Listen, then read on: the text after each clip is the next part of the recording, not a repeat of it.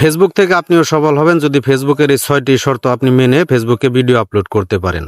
এই 6টি শর্ত যদি আপনি মেনে ফেসবুকে ভিডিও আপলোড করতে পারেন, ফেসবুক নিজে আপনার ভিডিও সাজেস্ট করে নতুন নতুন অডিয়েন্সের কাছে পৌঁছে দিবে। যদি আপনি একজন কন্টেন্ট ক্রিয়েটর হয়ে থাকেন বা হতে চান, তাহলে এই 6টি শর্ত আপনাকে মাস্ট বি মানতেই হবে।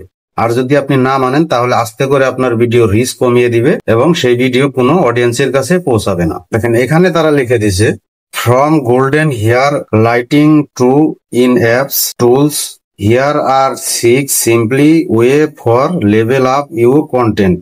Save this gold has remember to your next post.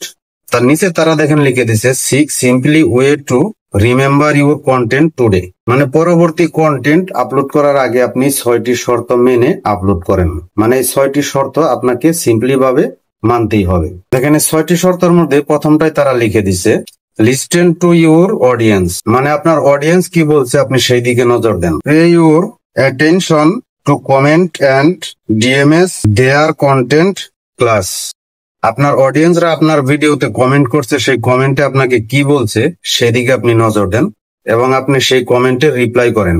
ওই কমেন্ট অনুযায়ী আপনি আবার পরবর্তী ভিডিও আপলোড করেন। তারপরে দেখেন 2 নম্বর শর্তটা ফেসবুক এখানে লিখে দিয়েছে, মোস্ট ইম্পর্টেন্ট বিষয়।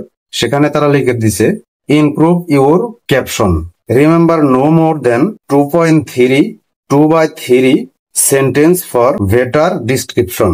এটা কিন্তু অনেক ভিডিওতে অনেকজনে বলে দিছে যে ডিসক্রিপশনে আপনি যেই লেটার গুলো দিতেছেন, যে সেন্টেন্স গুলো দিতেছেন, সেগুলো আপনি যত কম রাখতে পারেন। ফেসবুক কিন্তু এটা নিজে সাজেস্ট করতেছে, মানে ছোট করে আপনি ক্যাপশন দেন 2 থেকে 3 ওয়ার্ডের।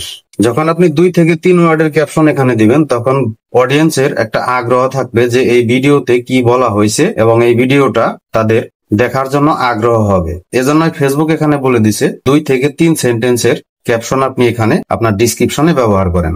তারপরে দেখেন 3 নম্বর শর্ত তারা বলে দিছে যেটা লেভেল আপ ইউর লাইটরুম। মানে হলো আপনি যদি দিনের বেলা ভিডিও করেন বাহিরে গিয়ে, সেক্ষেত্রে এখানে লাইটের কোনো প্রয়োজন নাই। দিনের বেলা এমনিতেই যথেষ্ট পরিমাণ আলো থাকে। মোবাইল দিয়ে যদি ভিডিও করেন তাহলে সেটা অলরেডি অনেকটা পরিমাণ ক্লিয়ার হয়ে আসে। আর যদি আপনি রাতের বেলা ভিডিও করেন, সেক্ষেত্রে আপনার কিন্তু পর্যাপ্ত পরিমাণ লাইটের প্রয়োজন, যাতে আপনার যে ভিডিওটা করতেছেন সেই ভিডিওটা পরিষ্কারভাবে আপনার মোবাইলে রেকর্ড হয়। তাই বলছে সেখানে level up your light room, মানে আপনি যেখানে ভিডিও করেন, রাতের বেলা করেন বা দিনের বেলা করেন, সেখানে যদি কোনো আলো না থাকে আপনি পর্যাপ্ত পরিমাণ লাইটের ব্যবস্থা করেন।